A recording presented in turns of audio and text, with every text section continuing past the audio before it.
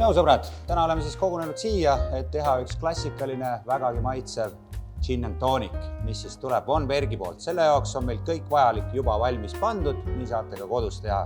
Alustame ikka joogiklaasist. Me oleme valinud siis säärase.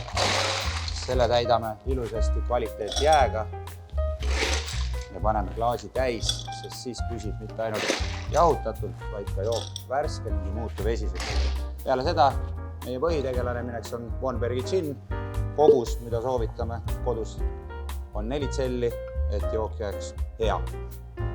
Pärast seda kasutame, ja teil soovitame kasutada siis jaekaubanduses olevat kvaliteet klassikalist gin and tonicut. Kuni 20 tselli. Nii, kui toonik on lisatud, teeme kerge segu.